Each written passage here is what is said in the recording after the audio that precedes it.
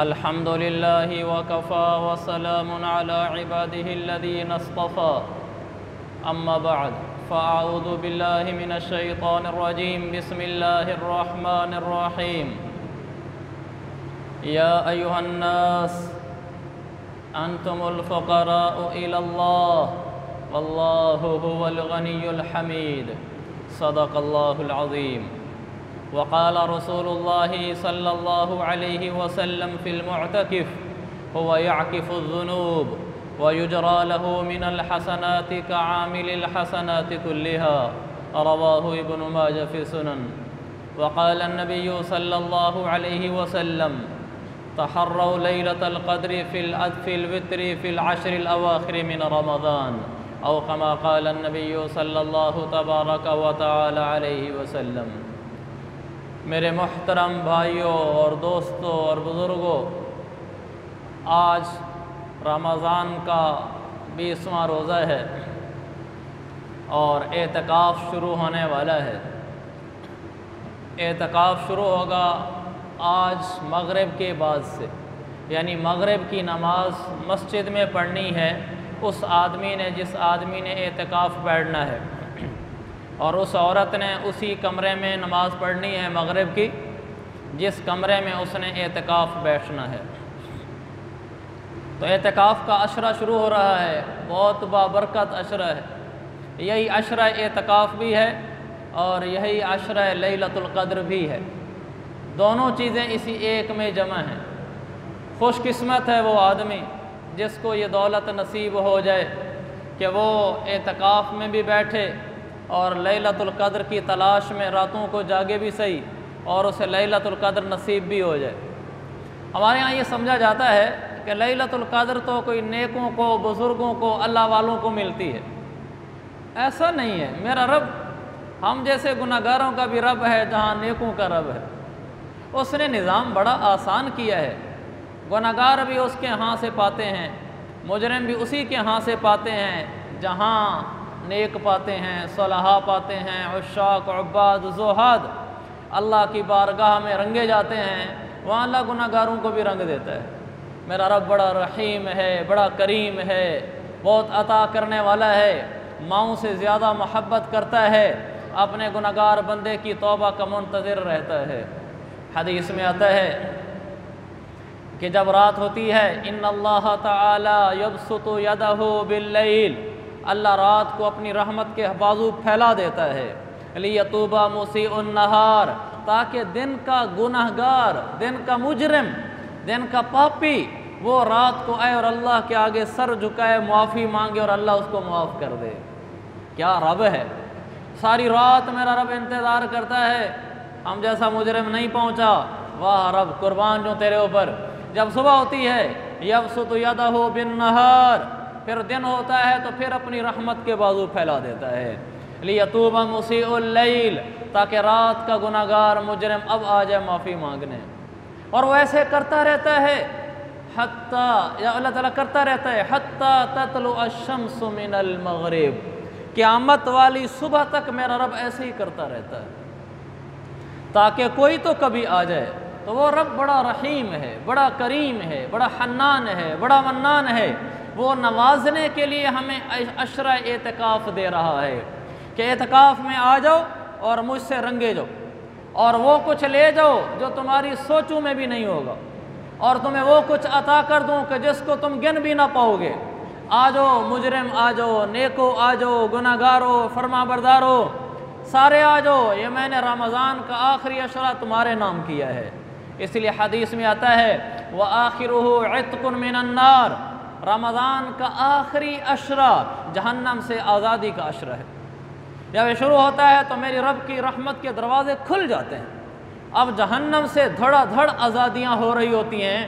اس کا ایک بہانہ اعتکاف ہے کہ اعتکاف میں آ جاؤ، رب کو منا لو، اپنے آپ کو جھکا لو، سجدوں میں گر جاؤ، آنسو نصیب ہوں تو وہ بہا دو، آنسو نہ ہو تو میرے آقا نے فرمایا ان لم تبکوا فتباکوا، آنسو نہیں گرا سکتے تو پھر آنسو گرانے والی شکل ہی بنا لو، رو نہیں سکتے تو میرے آقا نے فرمایا رونے والا منہ ہی بنا لو۔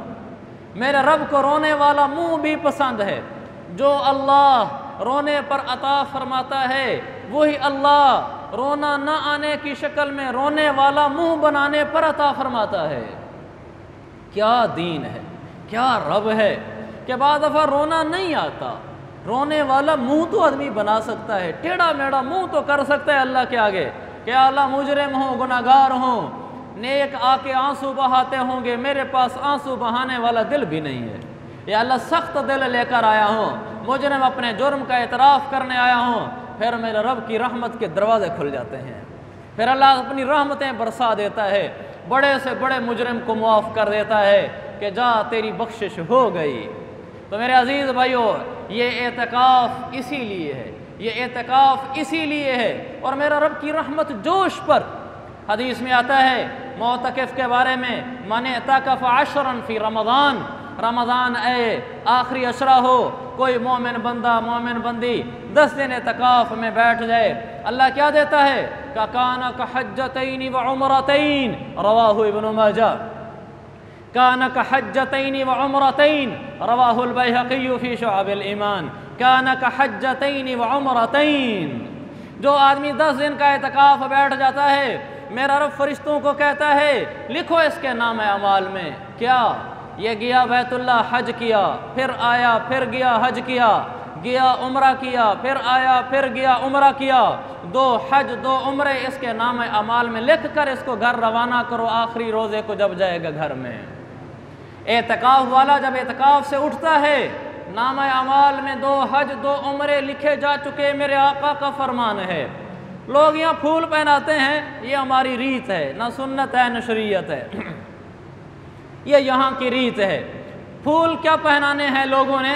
میرا رب پھول پہناتا ہے، 2 ہار حجوں کے 2 ہار عمروں کے، 4 ہار پہن کر معتکف آخری روزے کو گھر روانہ ہوتا ہے۔ کتنی بڑی بات ہے۔ لیکن کچھ لوگ ایسے ہیں جو 10 دن نہیں بیٹھ سکتے، کچھ لوگ ایسے ہیں جو 10 دن نہیں بیٹھ سکتے، کوئی ملازم ہے، کوئی دکان کی مجبوری ہے، کسی کو کھیت کی مجبوری ہے، کسی کو کوئی اور مسئلہ ہے، کالج کا مسئلہ ہے، ڈیوٹی کا مسئلہ ہے، اسٹڈی کا مسئلہ ہے، واہ میرا رب قربان جاؤں، واہ یا رسول اللہ قربان جاؤں۔ ہم جیسے گناہگاروں مصروفوں کے لیے بھی میرے رب نے وہ دروازے کھول دیے کہ عقل دنگ رہ جاتی ہے کہ کیسا رحیم رب ہے، کیسا کریم رب ہے، اس کی رحمت کے دروازے ہر وقت کھلے ہیں۔ وہ تو داتا ہے کہ دینے کے لیے رحمت کے دروازے ہر دم کھلے ہیں، بس کو لینے والا ہے اور وہ دینا چاہتا ہے۔ تو جو 10 دن نہیں بیٹھ سکتا وہ ہفتہ بیٹھ جائے، ہفتہ نہیں بیٹھ سکتا 3 دن بیٹھ جائے، 27ویں روزے کو بیٹھ جائے، 28ویں روزے کو بیٹھ جائے، 29ویں روزے کو بیٹھ جائے۔ اس دفعہ ہمارا 27واں روزہ آ رہا ہے جمعے والے دن، تو گویا جمعرات والے دن اس پر کیا ملے گا، میں آپ کو حدیث سنانے لگا ہوں۔ پہلے دل کی زمین ہموار کر لیں کہ ہم نے انشاءاللہ بیٹھنا ہے، پھر دیکھو اللہ کیا دیتا ہے۔ 26ویں روزے کو گھر سے آئیں، جمعرات، اسی جمعرات کو، جمعرات والے دن گھر سے آئیں، مغرب سے پہلے مسجد میں پہنچ جائیں، مغرب کی اذان آپ کو مسجد میں ہو، افطاری یہی ہوگی، 26 اور 27 کی رات ہے درمیان میں، وہ گزاریں، آگے 27 کا روزہ، پھر 28 کا روزہ، پھر 29 کا روزہ، 3 روزے اعتکاف میں گزار لیں۔ 3 نہیں گزر سکتے، گیا گزرا مسلمان بھی بھلا مصروف ہے، بھلا جو مجبوری ہے، اتفاق سے اس دفعہ 27 کا روزہ جمعے کو آ رہا ہے، عموماً جمعے کو چھٹی کی جاتی، تو آدمی صرف 27 روزے کو اعتکاف میں بیٹھ جائے۔ یہ ان کی بات کر رہا ہوں جو نہیں بیٹھ سکتے، مجبوریاں ہیں، مسائل ہیں، لیکن ایک آدمی بھی ایسا نہ ہو جو اللہ کے در پہ اعتکاف میں نہ بیٹھے، ایک آدمی بھی نہ ہو، اعتکاف میں بیٹھنے والے بنے، اعتکاف میں بیٹھنے والے بنے۔ اللہ کیا عطا فرمائے گا؟ میرے آقا نے فرمایا من اعتکف یوما ابتغاء وجہ اللہ، جو آدمی ایک دن کا اعتکاف کر لے اللہ کی رضا کے لیے، اللہ کیا کرے گا؟ فرمایا جعلہ بینہ وبین النار 3 خنادق کل خندق ابعد مما بین الخافقین۔ ایک دن کے اعتکاف کرنے والے کو اللہ جہنم اور اس کے درمیان میں 3 خندقیں ڈال دیتا ہے، اتنی رکاوٹیں ڈال کے اس کو جہنم سے دور کر دیتا ہے۔ 3 خندقیں کتنی بڑی؟ کہ ایک خندق ایسے ہے ابعد مما بین الخافقین، زمین و آسمان کے درمیان کا فاصلہ ناپو، کوئی نہیں ناپ سکتا۔ ناپو، فرمایا ابعد، اس سے بھی زیادہ کرو، کتنا کرو کہ وہ اللہ جانتا ہے، لیکن اس سے بھی زیادہ ہو جائے تو یہ ایک خندق ہے، ایسی 3 خندقیں اللہ اس آدمی کے درمیان اور جہنم کے درمیان ڈال دیتا ہے جو صرف 1 دن کا اعتکاف کرتا ہے۔ جو 10 دن کا اعتکاف کرے 30 خندقیں، جو 3 دن کا اعتکاف کرے 9 خندقیں، ایک خندق زمین و آسمان سے زیادہ چوڑی ہے، اللہ تعالیٰ اس کو جہنم سے دور کر دیتا ہے۔ میرے عزیز بھائیوں، اللہ نوازنا چاہتا ہے، اللہ دینا چاہتا ہے، اس کی رحمت کے دروازے کھلے ہوئے ہیں، بس کوئی لینے والا ہو۔ ہم تو مائل بکرم ہیں، کوئی سائل ہی نہیں، راہ دکھلائیں کسے، کوئی راہ روے منزل ہی نہیں۔ اس کے الطاف تو ہیں عام شہیدی سب پر، تجھ سے کیا ضد تھی گر تو کسی قابل ہوتا۔ کوئی قابلیت تو دکھا، کوئی در پہ تو آ، کوئی اعتکاف تو کر، کوئی سر تو جھکا، کوئی آنسو تو بہا۔ آنسو نہیں بہا سکتا، آنسو بہانے کی شکل ہی بنا لے۔ اس کی رحمت عام ہے، تام ہے، کھلی ہوئی ہے، وہ سب کو بخش رہا ہے، تجھے بھی بخش دے گا۔ تو میرے عزیز بھائیو، اعتکاف کا عشرہ شروع ہونے لگا ہے، تو اس کی ہم نیت کریں، ہمت کریں، عزم کریں، اللہ سے مانگیں کہ اللہ اعتکاف نصیب فرما۔ میرے آقا نے صحیح بخاری کے حدیث ہے، ساری زندگی اعتکاف کی ہے، ساری زندگی۔ پہلی دفعہ آپ جب رمضان شروع ہوا تو آپ نے اعتکاف کے لیے شروع دن سے ڈیرا ڈال دیا مسجد میں۔ آپ مسجد میں آگے پورے 10 دن جب گزر گئے تو آپ علیہ السلام نے کہا 10 دن اور اعتکاف کرو۔ آپ نے فرمایا میں نے 10 دن کا اعتکاف اس لیے کیا تھا کہ لیلۃ القدر مل جائے، اس میں نہیں تھی، اور 10 دن اعتکاف کرو۔ آپ کے ساتھ صحابہ تھے تو 10 دن اور اعتکاف کیا۔ جب 20 دن گزر گئے تو پھر آپ نے فرمایا مجھے فرشتے نے آ کر بتایا ہے کہ لیلۃ القدر آخری 10 دنوں میں ہوتی ہے، لہذا جو میرے ساتھ 20 دن بیٹھ چکے ہیں وہ 10 دن اور بیٹھیں۔ پھر آپ نے فرمایا فَالْتَمِسُوهَا فِي الْعَشْرِ الْأَوَاخِرِ وَالْتَمِسُوهَا فِي كُلِّ وِتْرٍ۔ آپ نے فرمایا لیلۃ القدر آخری 10 راتوں میں ہوتی ہے، آخری 10 راتوں میں بھی طاق رات میں ہوتی ہے، جفت میں نہیں ہوتی۔ معاملہ آسان کر دیا، 21 کی رات کو ہوگی، 23 کی رات کو، 25 کی رات کو، 27 کی رات کو ہوگی، انہی راتوں میں لیلۃ القدر ہوگی۔ اور جس کو لیلۃ القدر نصیب ہو جائے وہ قرآن ہے۔ آپ بیٹھے تھے صحابہ کے پاس تو آپ نے کہا بنی اسرائیل کے ایک آدمی کا آپ نے تذکرہ کیا، تو آپ نے فرمایا کہ وہ 1000 مہینے جہاد کرتا رہا۔ 1000 مہینے بنتے ہیں 83 سال 4 ماہ، یعنی وہ 83.5 سال جہاد کرتا رہا، تو عمر کتنی ہوگی؟ واضح پیدا ہوتے تو نہیں شروع کر دیا تھا، اگر 15 سال کے بعد بھی کیے ہوں تو 83 سال کا مطلب یہ کہ عمر اس سے بھی زیادہ ہوگی۔ ہمارے ہاں تو 83 سال والا جہاد نہیں کر سکتا، ہمت ہی نہیں ہے اس میں، لیکن ان کی عمریں زیادہ ہوتی تھیں۔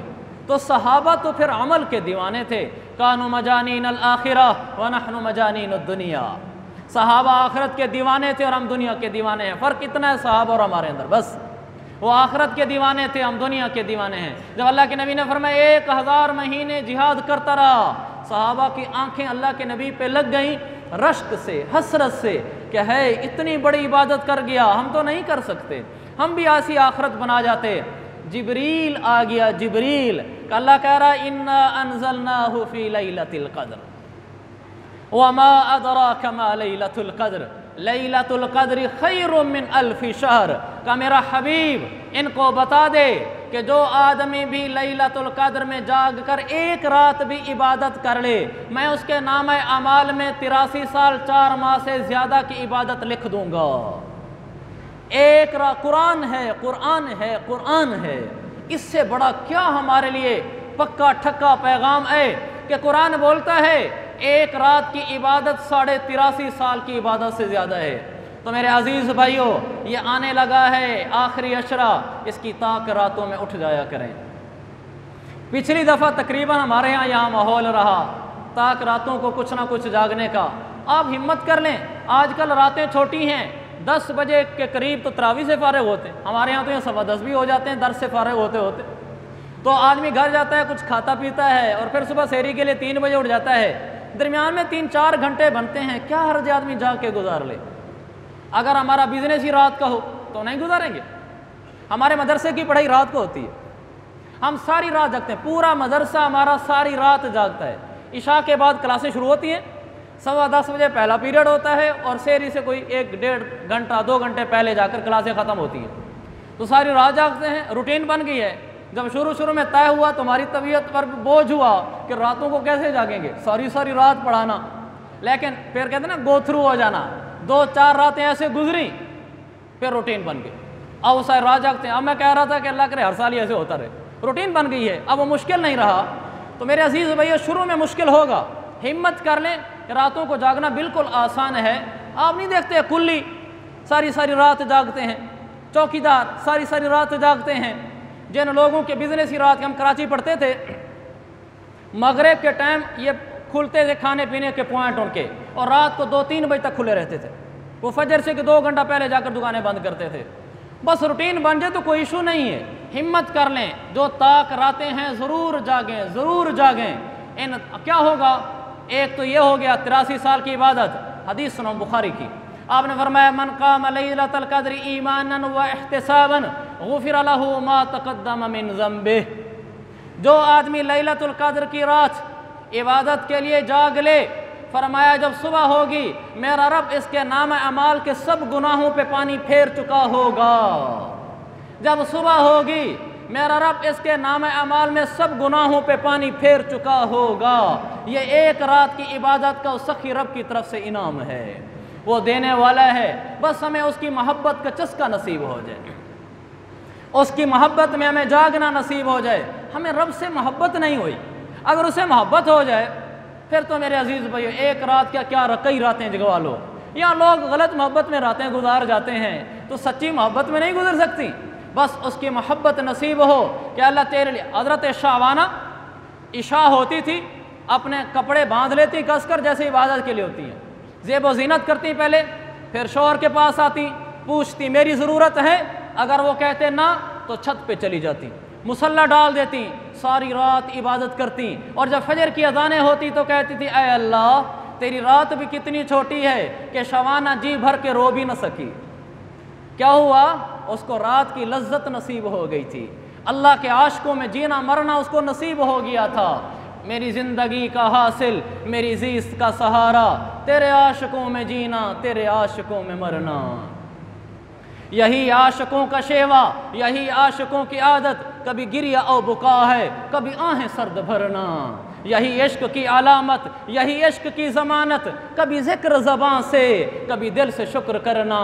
میری زندگی کا حاصل، میری زیست کا سہارا، تیرے عاشقوں میں جینا، تیرے عاشقوں میں مرنا ہے۔ اسی طرح سے ممکن تیری راہ سے گزرنا، کبھی دل پہ صبر کرنا، کبھی دل سے شکر کرنا۔ میری زندگی کا حاصل، میری زیست کا سہارا، تیرے عاشقوں میں جینا، تیرے عاشقوں میں مرنا۔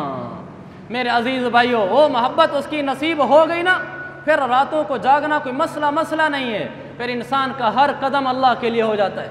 واللہ اللہ کے لیے جینے میں جو مزہ ہے وہ اپنی خواہشات کے لیے جینے میں نہیں ہے۔ میں نے منبر پہ بیٹھ کے قسم کھائی ہے، اللہ کے لیے جینے میں جو مزہ ہے، یعنی انسان کا اٹھنا بیٹھنا چلنا پھرنا اللہ کے لیے، لوگوں سے بولنا نہ بولنا، رکنا چلنا، ہنسنا رونا، سب اللہ کے لیے ہو، وہ اللہ کے لیے جیتا ہو، اللہ کے لیے مرتا ہو۔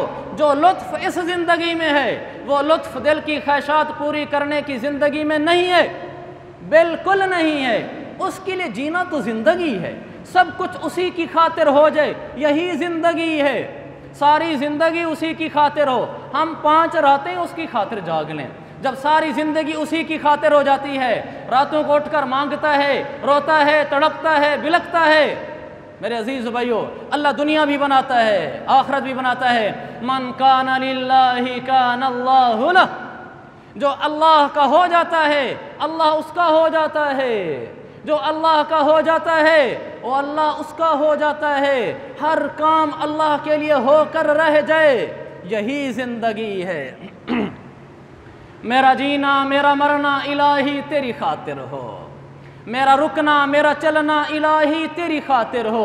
مساجد میں مجالس میں تو ہی تو ہو میرے دل میں، میرا رونا میرا ہنسنا الہی تیری خاطر ہو۔ زمانہ ڈھل رہا ہے مغربی تہذیب میں، لیکن میرا ہر رنگ میں ڈھلنا الہی تیری خاطر ہو۔ تیری منشا میری منزل، یہ دل ایک پل نہ ہو غافل، سرے میدان میرا گرنا الہی تیری خاطر ہو۔ میرا حاجت روا تو ہے، میرا مشکل کشا تو ہے، جفا کرنا وفا کرنا الہی تیری خاطر ہو، تیری چاہت کی دعوت میں سرے بازار یوں پھرنا، میرا گوشہ نشیں رہنا الہی تیری خاطر ہو، وفا کی راہ میں چلتے ہوئے اس دیوانے کا خاک میں خاک ہو جانا الہی تیری خاطر ہو۔ جس کو یہ نصیب ہو گیا کہ وہ اللہ کا ہو گیا، اس کا اٹھنا بیٹھنا اللہ کے لیے، اس کا لوگوں سے بولنا نہ بولنا اللہ کے لیے، اس کا ہنسنا رونا اللہ کے لیے، کسی کو گفٹ دینا نہ دینا اللہ کے لیے، راتوں کو جاگنا اللہ کے لیے، لمبے سجدے کرنا اللہ کے لیے، تاک راتیں اللہ کے لیے جاگ کے گزار دینا اللہ کے لیے۔ پھر میرے بھائیوں، خدا بھی ملا وصال صنم بھی، ادھر کے بھی رہے ادھر کے بھی، اور اگر اللہ نہ ملا پھر نہ خدا ہی ملا نہ وصال صنم، نہ ادھر کے رہے نہ ادھر کے رہے۔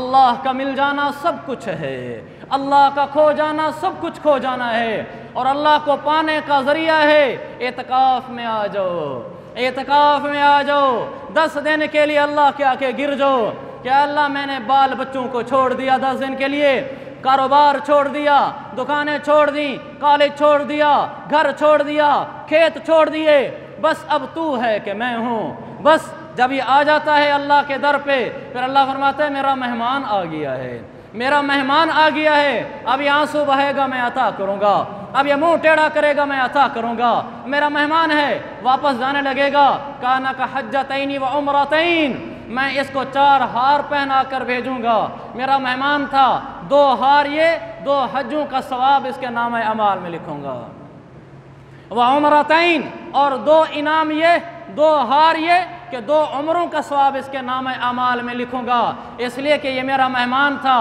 لوگ بھی پہنیں گے اپنی ریت کے مطابق پھولوں کے ہار، رب بھی 4 ہار پہنائے گا، یہ باہر نکلتے ہوئے حج اور عمرے کے ہار پہن کر گھر پہنچے گا۔ کیا مہمان نوازی ہے میرے رب کی طرف سے۔